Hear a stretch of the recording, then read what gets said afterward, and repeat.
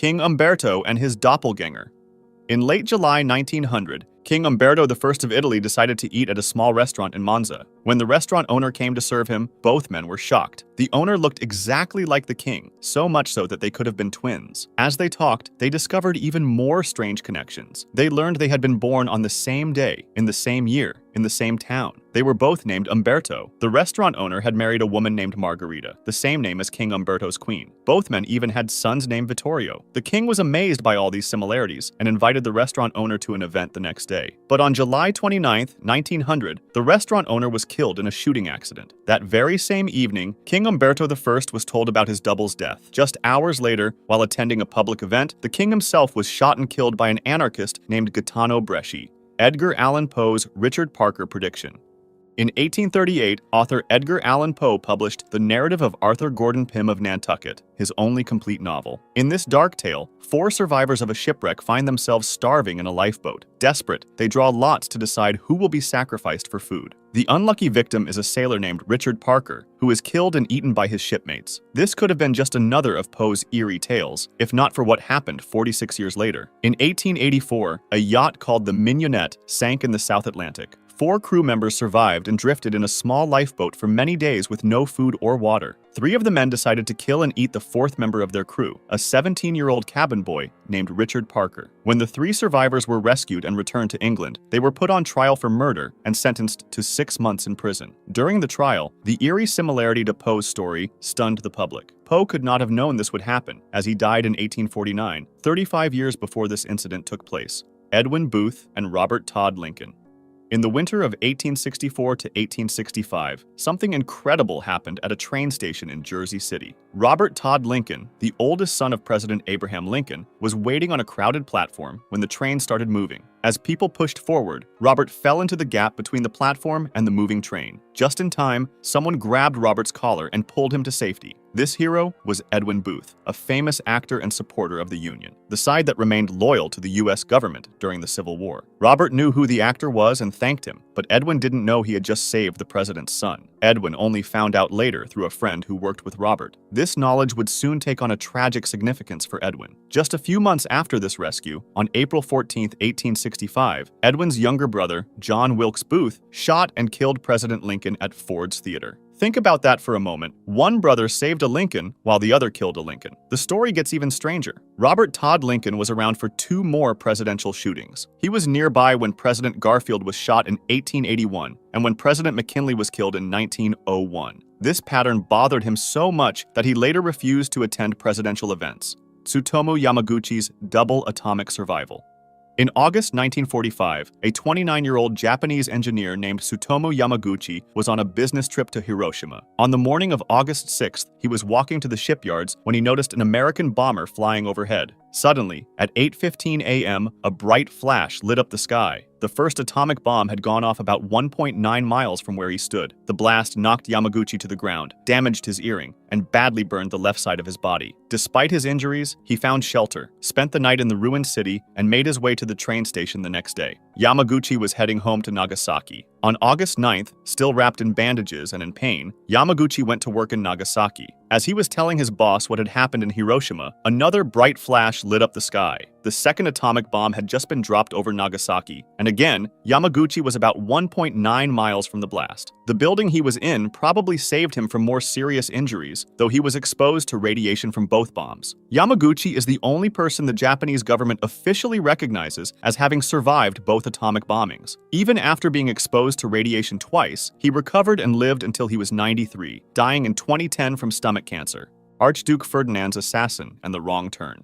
On June 28, 1914, Archduke Franz Ferdinand, heir to the Austro-Hungarian Empire, visited Sarajevo with his wife Sophie. A group of Serbian nationalists had planned to kill him that day, and their first attempt failed when a member of the group threw a bomb at the Archduke's car, but it bounced off and exploded behind it, injuring people in the one behind. After that attack failed, the motorcade continued to the town hall for a planned meeting. The assassination plot seemed to have failed, and one of the would-be killers, a 19-year-old named Gavrilo Princip, gave up and went to a small food shop on Franz Josef Street to get something to eat. Then something crazy happened. After leaving the town hall, the Archduke decided to visit those hurt by the earlier bomb. His driver, not knowing Sarajevo well, took a wrong turn onto Franz Josef Street. When the driver realized his mistake, he stopped the car to turn around, right in front of the shop where Princip was standing. Princip couldn't believe his luck. The target he had given up on was now just feet away and not moving. He pulled out his gun, stepped forward, and fired twice, hitting the Archduke in the neck and his wife Sophie in the stomach. Both died within minutes. This started a chain of events that led straight to World War I. Soon, all of Europe was pulled into the conflict that would claim over 20 million lives. A single wrong turn changed the course of the entire 20th century. The Jim twins' parallel lives.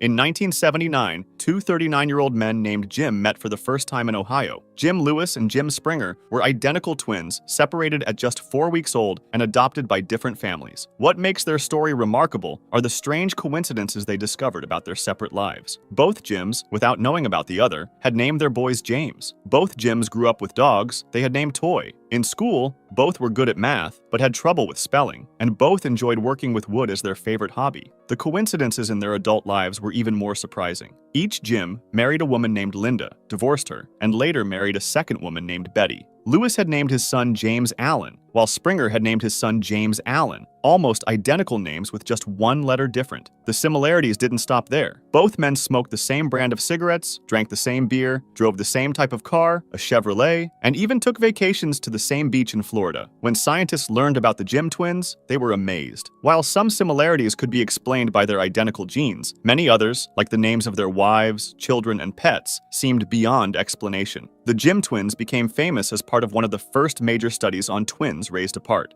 the Eben brothers' identical deaths.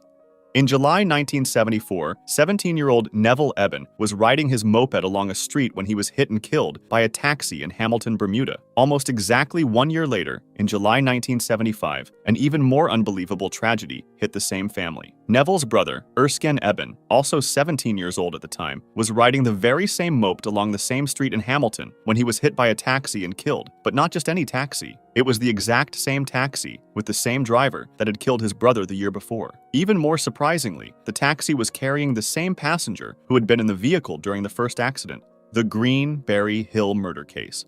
In 1678, a mysterious murder shocked London. Sir Edmund Barry Godfrey, a well-respected judge, disappeared one October evening. His body was found days later in a ditch on Greenberry Hill, on the edge of what is now Primrose Hill in London. He had been strangled and stabbed with his own sword. The murder became a huge scandal in England. Sir Edmund had recently taken the testimony of a man named Titus Oates, who claimed there was a popish plot, a Catholic plan to kill King Charles II. When Sir Edmund was found dead, many thought he had been killed by Catholics to keep him quiet about what he knew. After looking into the case, 3 men were arrested for the murder: Robert Greene, Henry Barry, and Lawrence Hill. All 3 were found guilty and put to death for the crime. Here's the amazing coincidence. The victim's middle name was Barry. He was found dead on Greenberry Hill, and the 3 killers were named Greene, Barry, and Hill.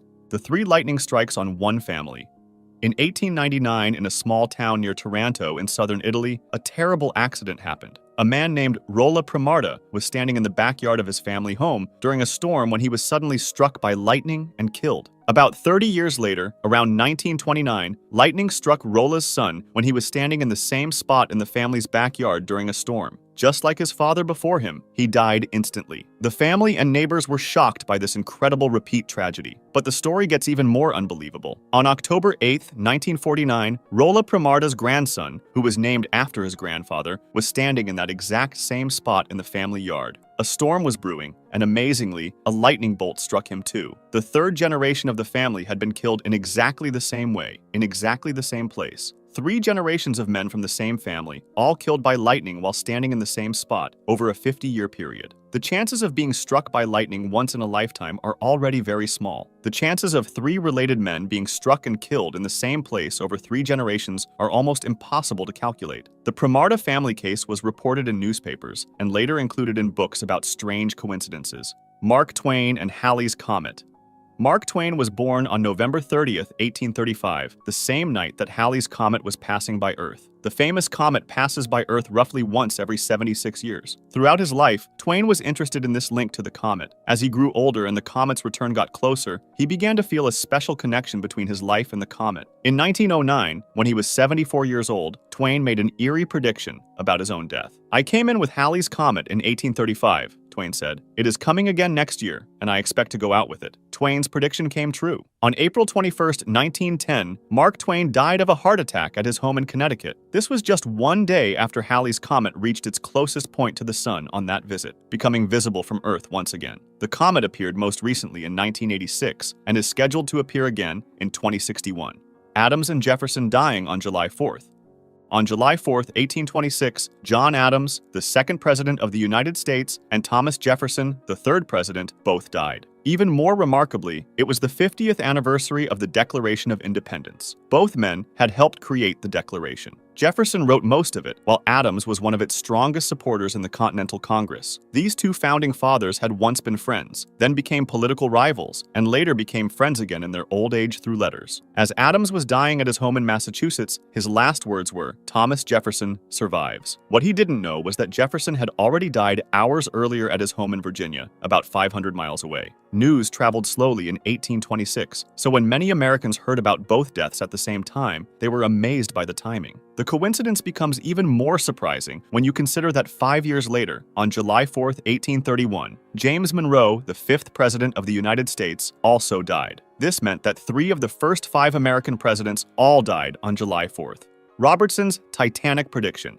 In 1898, 14 years before the Titanic disaster, an American author named Morgan Robertson wrote a story called Futility, or The Wreck of the Titan. This story was about a huge luxury ship called the Titan that sank after hitting an iceberg in the North Atlantic. The similarities between Robertson's fictional story and the real Titanic tragedy that happened in April 1912 are incredible. Robertson's Titan was described as the largest ship of its day at about 800 feet long, very close to the Titanic's 882 feet. Both ships had 3 propellers and could go very fast. The made-up Titan could travel at 25 knots, while the real Titanic was moving at about 22.5 knots when it hit the iceberg. Both ships were called unsinkable, and both had too few lifeboats for everyone on board. Robertson's book even mentioned that the Titan carried as few boats as the law required, which sadly matched the Titanic's situation. Both ships hit an iceberg on the right side while sailing through the North Atlantic in April, and both sank with a huge loss of life. After the real Titanic sank in 1912, Robertson's book became famous again. Many people thought he had somehow predicted the future, but the more likely explanation is that Robertson, who had worked as a sailor with lots of knowledge about ships, simply knew about the safety problems and shipping trends of his time. If you liked this video, subscribe for similar ones or join my Discord to suggest another.